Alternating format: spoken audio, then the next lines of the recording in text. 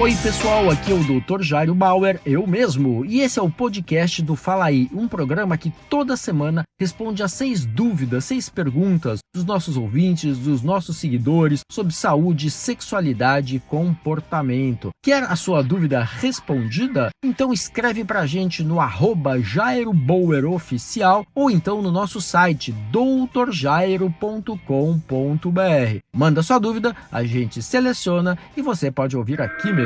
Valeu!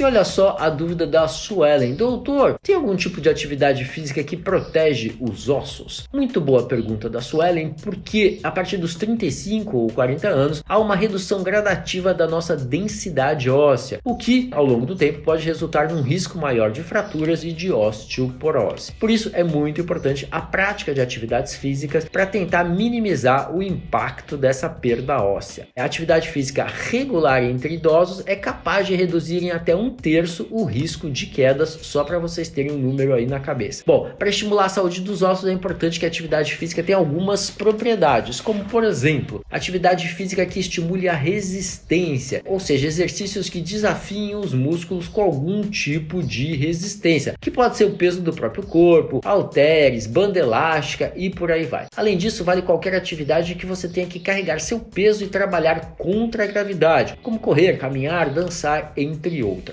Atividades com um pouco de impacto também tendem a ter um efeito mais acentuado sobre os ossos. O impacto tende a aumentar ainda mais numa atividade acelerada do que numa atividade mais lenta. Esportes como o futebol, o squash, que envolvem curvas rápidas, paradas bruscas, também podem beneficiar mais os ossos. Mas é fundamental que antes você converse com um profissional da educação física para que ele possa passar as orientações mais adequadas para a sua idade, o seu ritmo e as suas características físicas. É isso aí.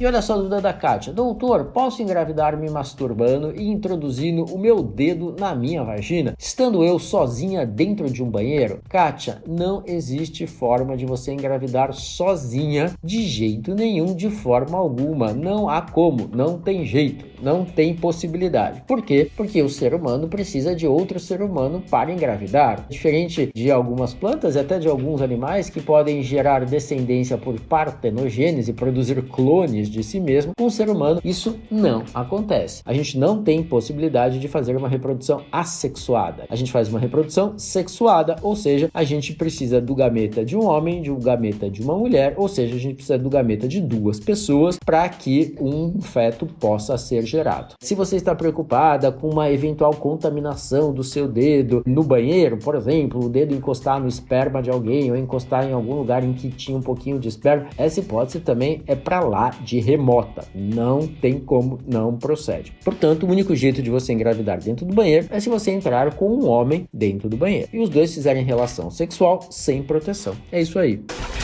E olha só a dúvida do Duarte. Doutor, tenho 71 anos de idade e chego a ter de 2 a 3 relações sexuais em 12 horas. Minha companheira até já chegou a sair da cama dizendo que é uma doença. Isso é normal? Olha só, Duarte, a frequência com que homens e mulheres têm as suas relações sexuais varia muito de uma pessoa para outra. Com a idade, em geral, o que a gente observa é uma diminuição dessa frequência. Mas existem exceções, como parece ser o seu caso. Você conta pra gente que consegue ter até de 2 a 3 relações durante o dia em 12 horas, num ritmo que sua companheira muitas vezes não consegue acompanhar. Ela já reclamou, já saiu da cama, fala que isso é doença, mas na verdade isso não é doença, isso é uma particularidade sua. E que bom que você com 71 anos de idade consegue ter desejo e ter uma frequência sexual bastante boa. Agora, o importante é chegar a um meio termo com a sua parceira, com a sua companheira. Se ela não consegue ter o mesmo ritmo, se para ela uma frequência um pouco menor seria mais adequada, é interessante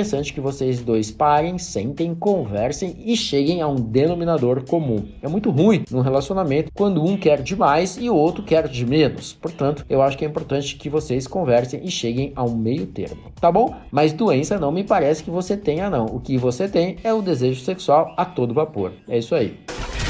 E olha só a dúvida da Lia. Doutor, por que as pessoas mentem? E por que tem gente que mente tanto? Olha só, Lia, a tua pergunta é muito boa e a gente tem algumas ideias para discutir com você sobre ela. Existem algumas motivações mais comuns para que as pessoas mintam. Essas motivações foram reunidas por um psicólogo norte-americano conhecido como Paul Ekman. Ele diz o seguinte: as pessoas mentem para evitar castigo, para ganhar algum tipo de vantagem no emprego ou na hora de ser contratado. As pessoas podem mentir para proteger alguém, para se proteger de alguma ameaça, para ser admirado, para se livrar da chatice de uma situação. Muita gente mente para evitar constrangimento, ao invés de explicar o que realmente aconteceu. Algumas pessoas mentem para preservar, para manter a sua privacidade, e outros mentem ainda para exercer poder sobre os outros. Então essas são as principais motivações. Agora, algumas pessoas mentem mesmo de forma compulsiva, um comportamento que é conhecido como mitomania. Em certos casos, essa mitomania até acontece em consequência de transtornos mentais ou de distúrbios de personalidade. Se você conhece alguém que anda mentindo demais, a ponto de acreditar às vezes nas próprias mentiras, seria importante que você conversasse com essa pessoa e orientasse para que ela buscasse a opinião, a ajuda de um psicólogo, de um terapeuta. Mitomania tem tratamento, só que as pessoas precisam reconhecer o que está acontecendo com elas. É isso aí. E olha só a dúvida do Dino. Doutor, tenho um problema em um testículo. Que médico eu procuro? Dino, há diversos problemas que podem acontecer com um ou dois testículos. Por exemplo, um inchaço, um aumento do tamanho, dor, torção testicular, enfim, uma série de patologias, de doenças que podem acometer um testículo ou os dois. Nesse caso, o médico mais indicado para te atender é o urologista. O urologista é o médico que trata das afecções do sistema geniturinário. Então é ele que vai poder avaliar o que está acontecendo com o teu testículo, eventualmente pedir exames e, se necessário, passar algum tipo de tratamento. Como é uma área muito delicada e bastante sensível do corpo, se você está com dor, se está incomodando, se houve um aumento ou uma diminuição do tamanho do testículo de uma hora para outra, é muito importante que você procure a opinião de um urologista, tá bom? Qualquer coisa, volta a falar com a gente. Boa sorte! E olha só a dúvida do Lucas. Doutor, ando com muita sede e estou acima do peso. Será que eu tenho diabetes? Como posso saber? Olha só, Lucas, muito boa a tua pergunta, porque diabetes é uma doença extremamente comum. Cerca de 10% da população brasileira tem diabetes e metade dessa população não sabe do seu diagnóstico. O diagnóstico é feito com a ajuda de exames laboratoriais que dosam a glicose, o açúcar no sangue. Quais são os sintomas clássicos de diabetes? Sede excessiva, aumento da frequência urinária, principalmente à noite, e aumento do apetite. Mas existem também outros sintomas menos conhecidos. Por exemplo, perda de peso sem razão aparente, sangramentos na gengiva, sensação estranha nos pés ou nas mãos como formigamentos, feridas que não melhoram, visão embaçada, cansaço sem uma razão aparente, infecções de repetição, manchas escuras que aparecem na pele. Esses são alguns dos outros sintomas. É muito importante que, se você desconfia que tem diabetes, que você procure a ajuda de um médico para saber o diagnóstico correto. E mais, se você já contou pra gente que está um pouquinho acima do peso, saiba que sobrepeso e obesidade podem ter a ver também com o desencadeamento de diabetes ou pelo menos de resistência periférica à insulina. Então, muito importante que você converse com seu médico. Boa sorte. Tá com alguma dúvida? Então escreve para o nosso Instagram, @JairoBauerOficial, ou ainda para o nosso site, doutorjairo.com.br. É isso aí. Você ouviu Fala Aí, com o Dr. Jairo Bauer.